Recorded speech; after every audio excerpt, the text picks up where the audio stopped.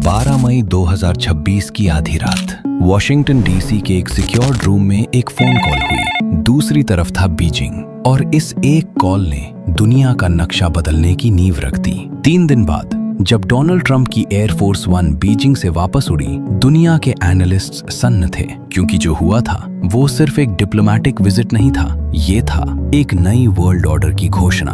और इस पूरी कहानी में एक देश जो सबसे ज्यादा खतरे में है वो है हमारा भारत। दोस्तों, पहले ये समझना जरूरी है कि ये विजिट आखिर इतना बड़ा क्यों था।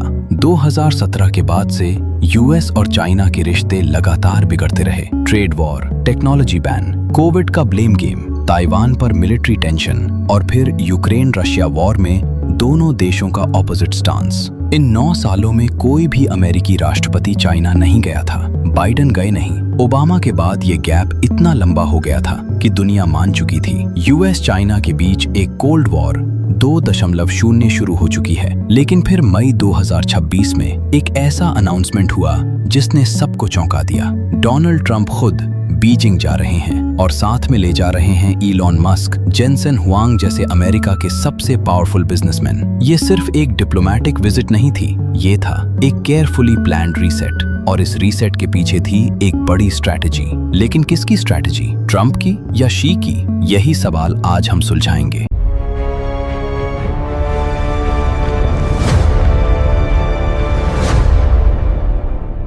तेरह मई 2026 जब ट्रंप का विमान बीजिंग उतरा, दुनिया की सांसें रुकी हुई थीं। लेकिन एयरपोर्ट पर जो हुआ वो किसी ने एक्सपेक्ट नहीं किया था। चाइनीज प्रोटोकॉल के अकॉर्डिंग ट्रंप को वो ऑनर नहीं दिया गया जो एक यूएस प्रेसिडेंट को मिलना चाहिए था। रेड कारपेट तो था, लेकिन कुछ था जो मिसिंग था और यूएस ऑफिशियल्स के चेहरों पर एक अजीब टेंशन थी। ये तो बस शुरुआत थी, आगे जो हुआ वो और भी चौंकाने वाला था। 13 मई की दोपहर बीजिंग का great hall of the people, वही जगह जहां चाइना अपने सबसे इंपॉर्टेंट डिप्लोमैटिक मूवमेंट सेलिब्रेट करता है। डोनाल्ड ट्रंप और शी जिनपिंग आमने सामने, दुनिया के 2 सबसे पावरफुल लीडर्स, एक जिसने चाइना पर टैरिफ्स का वॉर छेड़ा था, दूसरा जिसने क्वाइटली पूरी दुनिया में अपना नेटवर्क फैला लिया था। इस मीटिंग में बॉडी लैंग्वेज एक्सपर्ट्स ने कुछ इंटरेस्टिंग पैटर्न्स नोटिस किए। शी का पोस्चर काम, कंट्रोल्ड, कॉन्फिडेंट। ट्रंप का एनर्जेटिक, लेकिन कुछ ऑब्जर्वर्स ने कहा थोड़ा नर्वस। शी जिनपिंग ने मीटिंग की शुरुआत में एक बड़ा स्टेटमेंट दिया। उन्होंने कहा चाइना और अमेरिका के बीच की राइवलरी किसी के लिए भी अच्छी नहीं है, लेकिन एक हेल्दी कंपटीशन जो रूल्स बेस्ड हो ये दोनों देशों को स्ट्रॉन्गर बनाएगी। और फिर उन्होंने एक नया फ्रेमवर्क प्रपोज किया जिसका नाम था कंस्ट्रक्टिव स्ट्रैटेजिक स्टेबिलिटी।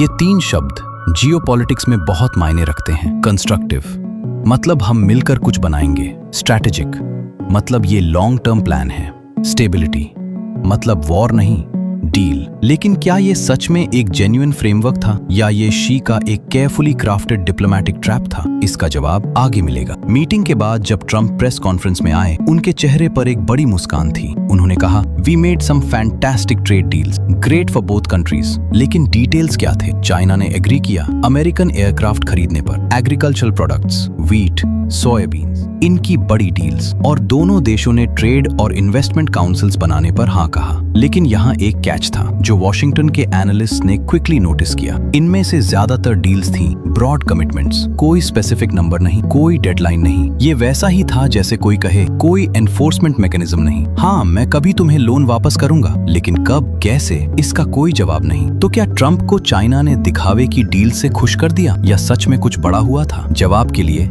थोड़ा और रुकिए। लेकिन उसी रात बीजिंग के टेम्पल ऑफ हेवन पर एक ऐसी इंसिडेंट हुई जो कैमरास में कभी नहीं आई। यूएस सीक्रेट सर्विस के एजेंट्स जो ट्रंप की सिक्योरिटी के लिए दुनिया में सबसे फियर्ड माने जाते हैं, उन्हें चाइनीज ऑफिशियल्स ने रोक दिया। एक diplomatic stand of, 2 super powers के सिक्योरिटी पर्सनल आमने सामने। ये सिर्फ एक प्रोटोकॉल डिस्प्यूट नहीं था, ये था चाइना का एक साइलेंट मैसेज। और वो मैसेज था यहाँ रूल्स हम बनाते हैं। 14 मई 2026 मीटिंग का दूसरा दिन, और इस दिन 3 ऐसे मुद्दे आए जो लिटरली दुनिया की डेस्टिनी तय कर सकते हैं। पहला मुद्दा ईरान। 2026 में यूएस, इजराइल और ईरान के बीच एक एक्टिव वॉर जोन बना हुआ है। स्ट्रेट ऑफ हॉर्मुज, दुनिया का सबसे इंपॉर्टेंट ऑयल पैसेज, टेंशन में है। और ट्रंप को एक मीडिएटर चाहिए था ईरान तक पहुंचने के लिए। ट्रंप ने शी से डायरेक्टली रिक्वेस्ट किया, चाइना का ईरान के साथ अच्छा रिलेशनशिप है, क्या आप तेहरान को पीस टेबल पर ला सकते हैं? शी ने क्या कहा? उन्होंने कहा, हम मदद करेंगे, लेकिन ईरान को न्यूक्लियर वेपन नहीं मिलना चाहिए। इस पर हम दोनों एग्री करते हैं। ये एक बड़ा डिप्लोमेटिक मोमेंट था, लेकिन ऑब्जर्व करने वाले एक बात नोटिस कर रहे थे। शी ने हम मदद करेंगे कहा, हम गारंटी देते हैं नहीं। एक बहुत सटल लेकिन बहुत इंपॉर्टेंट डिस्टिंक्शन। और फिर आया वो मोमेंट जिसके लिए पूरी दुनिया वेट कर रही थी। ताइवान, दुनिया का सबसे explosive geopolitical flash point, 23 million लोगों का एक आइलैंड, जिसके लिए दो सुपर पावर्स के बीच वर्ल्ड वॉर 3 शुरू हो सकती है। शी जिनपिंग ने ट्रंप को डायरेक्टली आंखों में देखकर कहा, ताइवान यूएस चाइना रिलेशंस का सबसे इंपॉर्टेंट इशू है, हैंडल इट वेल और हमारा relationship endures, handle it poorly और दोनों देश कोलिजन की तरफ जाएंगे। ये वार्निंग थी एक सुपर पावर की दूसरे सुपर पावर को डायरेक्टली दुनिया के सबसे पावरफुल रूम में। और ट्रंप का रिस्पॉन्स? वो चुप रहे। कुछ सोर्सेज ने बताया कि उन्होंने ताइवान को $14 बिलियन का आर्म्स पैकेज जो पहले से अप्रूव था उसे डिले करने के संकेत दिए। $14 बिलियन का आर्म्स डिले ताइवान के लिए ये एक बड़ा झटका था और बीजिंग में ये एक साइलेंट विक्ट्री के रूप में सेलिब्रेट हुआ। क्या ट्रंप ने ताइवान को बार्गेनिंग चिप की तरह यूज किया या यह एक कैलकुलेटेड स्ट्रेटेजिक मूव था? ये सवाल आज भी अनआंसर्ड है। लेकिन दोस्तों, अब तक हमने यूएस और चाइना की स्टोरी सुनी। अब बात करते हैं उस देश की जो इस पूरी गेम में सबसे ज्यादा स्टेक लगाए बैठा है। वो देश जिसने पिछले 5 साल में यूएस के साथ करोड़ों डॉलर के डिफेंस डील्स की, जो क्वाड का हिस्सा है, जो चाइना का सबसे बड़ा रीजनल राइवल है। वो देश हमारा भारत। और ट्रंप के इस चाइना विजिट से भारत की पोजीशन फंडामेंटली बदल सकती है। कैसे? ये जानने के लिए बने रहिए। 2020 के बाद इंडिया ने एक बात क्लियरली समझ ली थी, यूएस चाइना राइवलरी में इंडिया की वैल्यू बढ़ गई है। अमेरिका को एक स्ट्रॉन्ग अलाई चाहिए था एशिया में चाइना को काउंटर करने के लिए, और इंडिया परफेक्टली फिट था उस रोल में। इसीलिए मोदी सरकार ने यूएस के साथ defence deal, technology partnerships, semiconductor agreements सब एक्सेलरेट की, क्वाड को स्ट्रेंथन की और डिप्लोमेटिकली एक कॉन्फिडेंट पोस्चर ली। लेकिन अब जब ट्रंप और शी दोस्त बन रहे हैं, इंडिया की ये स्ट्रैटेजिक पोजीशन खतरे में है। पहला खतरा स्ट्रैटेजिक लेवरेज का। इंडिया की इंपॉर्टेंस यूएस के लिए इसलिए थी क्योंकि यूएस को चाइना को बैलेंस करना था। अगर यूएस और चाइना खुद ही बैलेंस में आ जाए तो अमेरिका को इंडिया की जरूरत कितनी रहेगी? ये एक सिंपल इक्वेशन है, जितना बड़ा राइवल उतना वैल्यूएबल एलाई।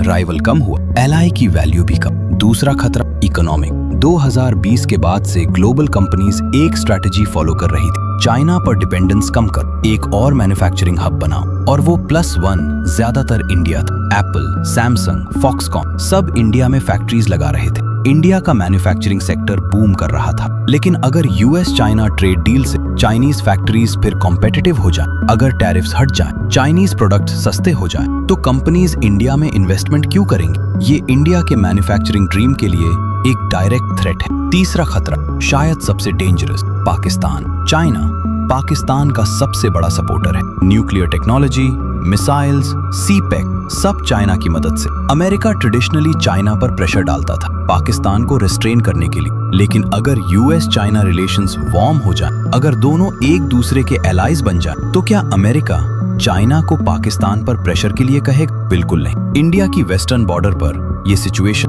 और ज्यादा वॉलेटाइल हो सकती है। चौथा खतरा, एनर्जी। इंडिया अपनी एनर्जी जरूरतों का एक बड़ा हिस्सा मिडिल ईस्ट से इंपोर्ट करता है, और वो सारा ऑयल स्ट्रेट ऑफ हॉर्मुज से होकर आता है। अगर चाइना ईरान के साथ मीडिएशन करता है और यूएस चाइना मिलकर हॉर्मुज का मैनेजमेंट डिसाइड करते हैं, इंडिया की एनर्जी सिक्योरिटी किसके हाथ में होगी? दो ऐसे देशों के जिनमें से एक इंडिया का राइवल है। लेकिन दोस्तों, कहानी यहाँ खत्म नहीं होती। बीजिंग में ट्रंप ने शी को एक इनविटेशन दिया। 17 सितंबर शी जिनपिंग व्हाइट हाउस जाएंगे, अमेरिका की सबसे पावरफुल बिल्डिंग में चाइना का सबसे पावरफुल आदमी, और उस मीटिंग में जो डिसीजंस होंगे वो दुनिया के अगले 10 साल तय करेंगे। लेकिन उससे पहले एक सवाल, इस पूरी विजिट में असली विनर कौन था, ट्रंप या शी? जवाब चौंकाने वाला है। ट्रंप ने विजिट को अनपैरेलल्ड सक्सेस बताया, फैंटास्टिक डील्स बताया, और ट्विटर पर लिखा, चाइना के साथ हमारा relationship has never been better. लेकिन वॉशिंगटन के एनालिस्ट कुछ और ही कह रहे थे। पहली बात, ट्रेड डील्स में कोई कॉन्क्रीट कमिटमेंट नहीं।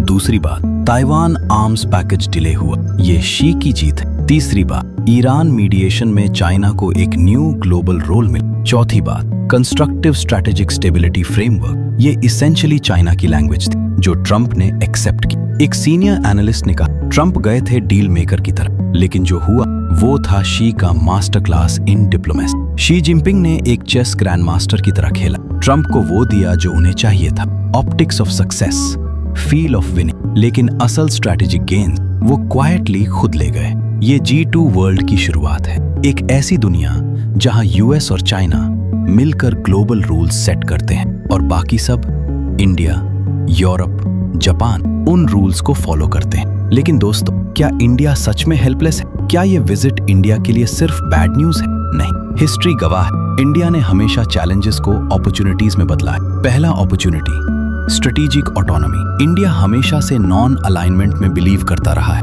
अब जब यूएस चाइना दोस्त बन रहे हैं, इंडिया को अपनी इंडिपेंडेंट फॉरेन पॉलिसी और मजबूत करनी चाहिए।